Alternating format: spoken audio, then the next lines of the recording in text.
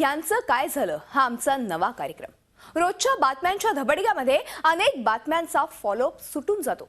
एखादी व्यथा, एखादा अन्याय, एखादी समस्या हिरिरीनं जनतेसमोर मांडली तर जाते, पण काही दिवस उलटून गेल्यावर किंवा त्यातली इव्हेंट संपल्यावर मग त्यांचं काय झालं हा प्रश्न अनेक वेळा पडतो। म्हणूनच आम्ही तुमच्या समोर फक्त एखादा प्रश्न किंवा व्यथा मांडून मोकळे होणार नाही आहोत, तर जबाबदारीनं त्यांचं पुढे काय झालं हे सुद्धा तुमच्यापर्यंत पोहोचवणार आहोत। आज सुरुवात करूया महाराष्ट्राची धैर्यकन्या मोनिका मोरे हिच्यापासून।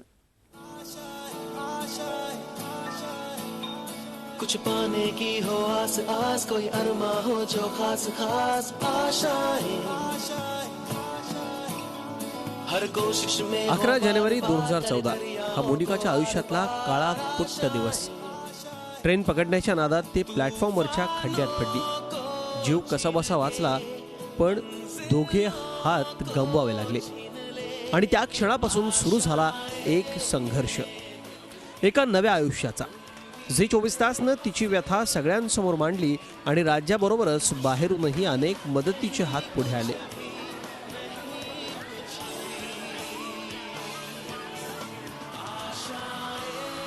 हात मिळाले असले तरी रोजच्या जगण्याशी जुळवून घेणं म्हणावं तितकं सोपं नाही, पण तिनं हा बदल मोठ्या हिमतीनं स्वीकारलाय। सकाळी जे क्लासला जाते, नंतर मग क्लासवरून आल्यावर कॉलेजवरून आल्यावर घरी असते। शिक्षण पूर्ण करायचं आहे आणि म्हणजे लिखाणाचा प्रयत्न चालूच आहे माझा। तो थोडाफार जरा अवघड, म्हणजे वजन असल्यामुळे हात तो अवघड होतोय, पण लिखाण येतं थोडं व्यवस्थित येतं। मोनिकानं आता 12वीच्या परीक्षेच्या तयारीला सुरुवात केली आहे। रोज सकाळी 7 वाजता ती क्लासला जाते। अजून कृत्रिम हाताने लिहिता येत नसलं तरी शिक्षकांनी शिकवलेलं ती समजावून घेते। मोनिकाच्या जिद्दीबद्दल तिच्या मैत्रिणी आणि तिचे शिक्षक भरभरून बोलतात। विल पॉवर तिच्यामुळे आमची सुद्धा खूप स्ट्रॉंग झाली आहे आणि ती आम्हाला, म्हणजे ती एक आमच्यासाठी एक इन्स्पिरेशन पॉवर आहे। तिच्यामुळे आम्ही सुद्धा आमच्या अभ्यासाला अजून जोर लावून अभ्यास करतोय आणि ती त्या अभ्यास एकदम स्कोरिंग येते। ग्रास्पिंग पॉवर वगैरे खूप छान आहे। त्याच्यानंतर तिची सेकंड थिंग विल पॉवर खूप चांगली आहे। म्हणजे असं आम्हाला कधीही जाणवत नाही की ती कुठल्या शॉकमध्ये वगैरे आहे।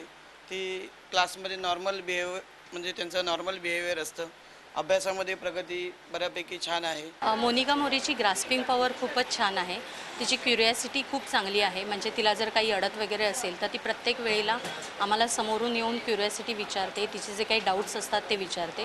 तिची ग्रास्पिंग पॉवर चांगली असल्यामुळे खूप कमी वेळात तिने खूप बऱ्यापैकी अभ्यासाचा जो अभ्यासक्रम आहे तो कॅप्चर केलेला आहे। मोनिकाला आता सगळेजण ओळखू लागल्यानं अनेक जण रस्त्यावरून जाता येता तिच्या तब्येतीची विचारपूस करतात। आई तिला रिक्षातून कॉलेजला घेऊन जाते, कारण रेल्वे प्रवासाची भीती अजूनही मोनिकाच्या मनातून गेलेली नाही। मोनिकाला पक्ष्यांची आवड असल्यानं तिच्या वडिलांच्या मित्रांनी तिच्या वाढदिवसाला पक्षी भेट दिलेत। त्यांच्याबरोबर ती बराच वेळ घालवते। महाराष्ट्राच्या या धैर्यकन्याला बऱ्याच कार्यक्रमांसाठी बोलवणं येतं, त्यामुळं तिला तिकडेही हजेरी लावावी लागते। त्यामुळे अनेक मोठ्या लोकांसोबत तिच्या ओळखी झाल्यात। सुरुवातीला बोलायलाही घाबरणारी मोनिका आता धीटपणे बोलायला लागली। अपघातानंतर ती खचून गेली नाही, उलट तिचा आत्मविश्वास वाढलाय। सगळी लोक ओळखतात, रस्त्यावरून हाक वगैरे मारतात आणि विचारतात कशी आहेस तू। हे मला जे ना आलं ते म्हणजे विचारतात, डाऊट्स वगैरे नोट्स देतात, खूप हेल्प करतात। म्हणजे प्रोजेक्ट बुक वगैरे पण तेच मला हे सगळं हे देतात, प्रोजेक्ट बुक लिहायला वगैरे हेल्प खूप होते। मी कॅम्प्युटर पण घेतला आहे। त्या कॅम्प्युटरचे सगळे बेसिक तिला माहिती आहे आणि ती कधी कधी अशी वस्तू उचलते, फोन उचलून आण, काही वही उचलून आण, तिची बॅग उचल, अशी सगळे ती हळूहळू वस्तू उचलून हे करते। मग तेवढंच आम्हाला आनंद वाटतो, ती करू शकते सगळं। राज्यपालांनी नुकतीच महाराष्ट्राची स्वच्छता दूत म्हणून मोनिकाची निवड केली आहे। त्यामुळे आता मोनिका स्वच्छतेवरही धडे देते। हा आपण व्यवस्थित कुठे टाकायचं हे ते, किंवा कचरकुंड्या असतात आता तर डेंग्यूची साथसुद्धा आली आहे. त्या कचऱ्यांमुळेच मच्छर वगैरे झालेत खूप, डास. तर हेच स्वच्छता अभियानासाठी मी सगळ्यांना सांगते की सगळ्यांनी स्वच्छ राहा, आजूबाजूचा परिसर स्वच्छ ठेवा. कठीण प्रसंगी मोनिकाच्या मदतीला जे आले त्यांचे मोनिका आवर्जून आभार मानते. एक मोनिका या अपघातातून सावरली आणि पुन्हा उभी राहिली.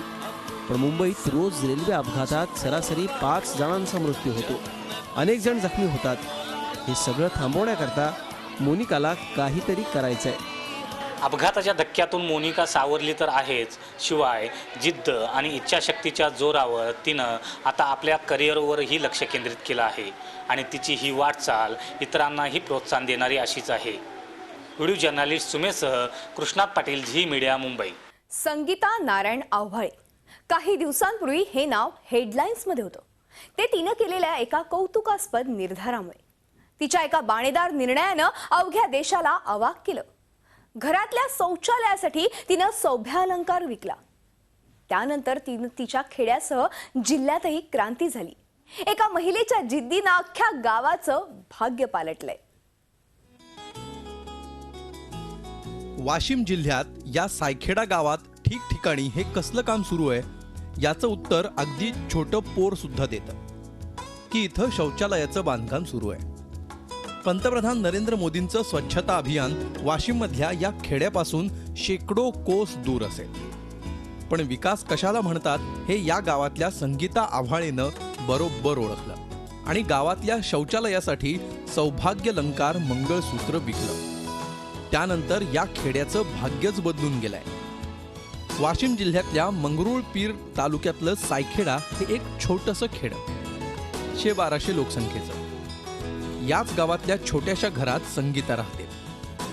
चूल आणि मूल एवढंच तिचं विश्व. लग्नाला 16-17 वर्ष झाली. पण संगीतानं घरात शौचालयाचा विषय काढला की अडचणींचा पाढा वाचला जायचा. काही झालं तरी आपल्या मुलीवर ही वेळ येऊ नये म्हणून संगीतानं चंगच बांधला.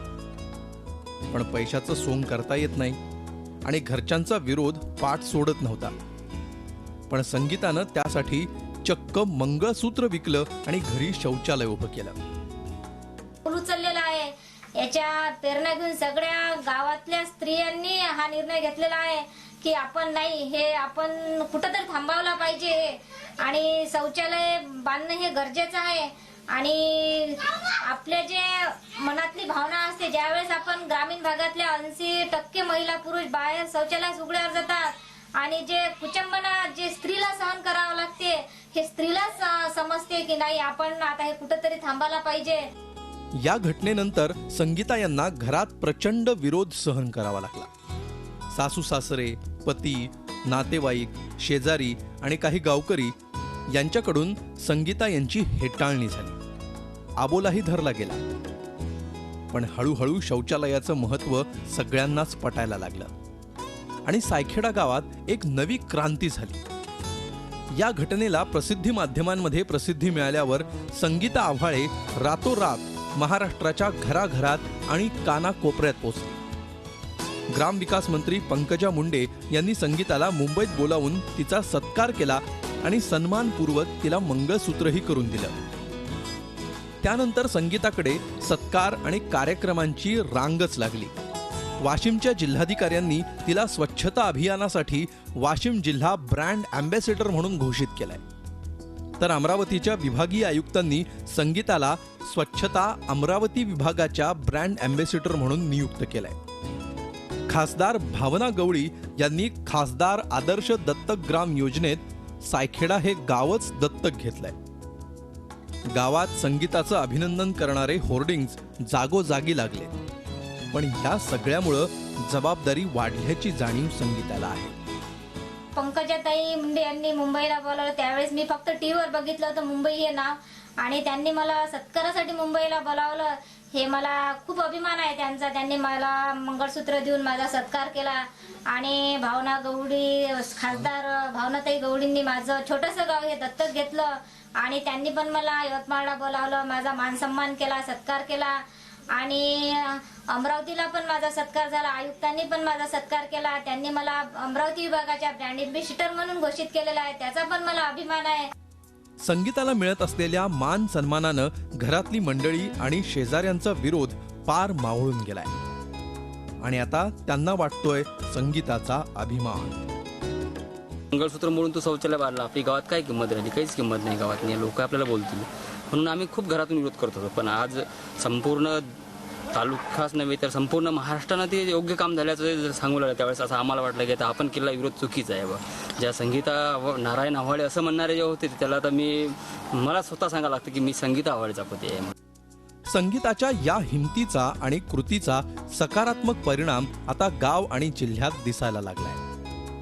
आता गावात तब्बल 60 शौचालयं बांधायला सुरुवात झाली आहे, तर जिल्ह्यात जागतिक शौचालय दिनाच्या दिवशी 6000 नवीन शौचालय उभारणीला सुरुवात झाली आहे. मूळचे सायखेडचे असलेले आणि आता पुण्यात स्थायिक झालेले धनराज गहुळे संगीताच्या या कृतीनंतर त्यांच्या गावात आले.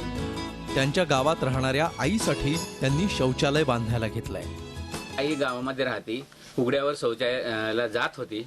त्याच्यामुळं संगीताताईंचा माझ्या मेसेजला फोन आला आणि माझ्या मेसेजनं मला एवढा फोर्स केला की सगळी कामं स्वतः मी मेहनत करून सन्या हे खड्डा खाणलाय आणि संडास स्वतः बांधून मी जाणार आहे. जिच्या हाती पाळण्याची दोरी ती जगाते उद्धारी ही म्हण संगीतानं खरी करून दाखवली आहे. संगीता आव्हाळे यांचा हा वसा खेड्याखेड्यात पोचायला हवा. त्याला स्थानिक प्रशासन आणि सरकारनं बळ द्यायला हवं. यापुढं शौचालय उभारण्यासाठी कुठल्याही संगीताला तिचं सौभाग्य गहाण टाकण्याची वेळ येऊ नये. जयेश जगड, झी मीडिया, वाशिम. अंजना ठमके सुवर्ण पदक विजेती धावपटू.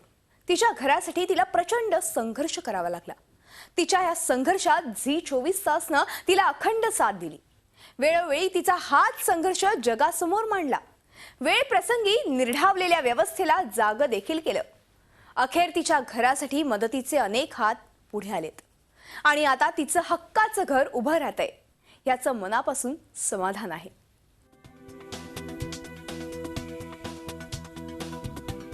अंजना ठमके जिद्द, मेहनत आणि वेगाच्या जोरावर तिनं परिस्थितीला मागे टाकलंय. नाशिकपासून 40 किलोमीटरवरचं गणेश गाव हे अंजनाचं मूळ गाव. आता याच गावात अंजनाचं टुमदार घर तयार होतंय. घराला ओसरी, 2 छोट्या बेडरूम, स्वयंपाकघर आणि मागे सामान ठेवण्यासाठी थोडी जागा असं हे नवं घर उभारलं जातंय.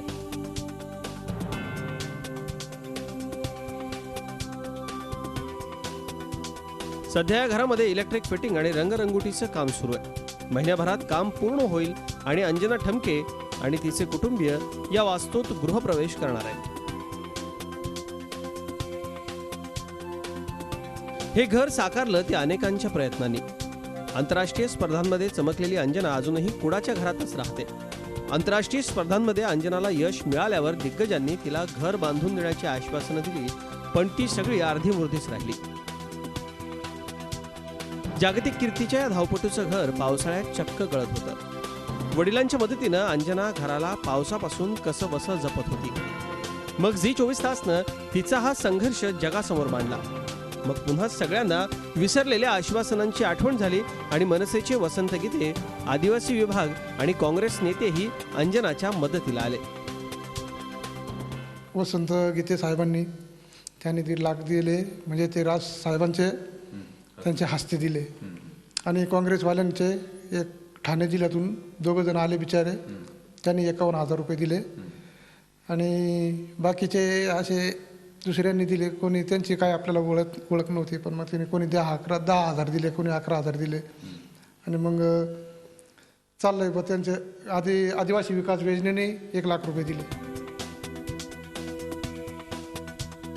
या सगळ्यांच्या प्रयत्नातून आता अंजनाला हक्काचं घर आणि कायमचं छप्पर मिळतंय.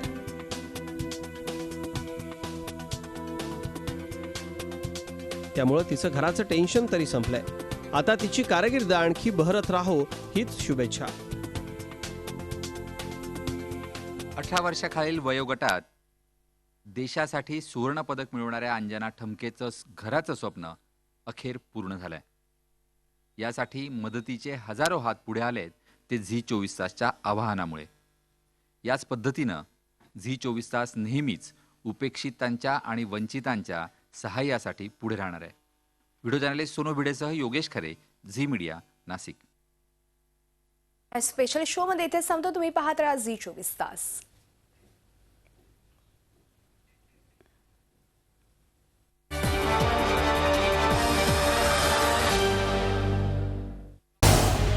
झी 24 तास रहा एक पाऊल पुढे.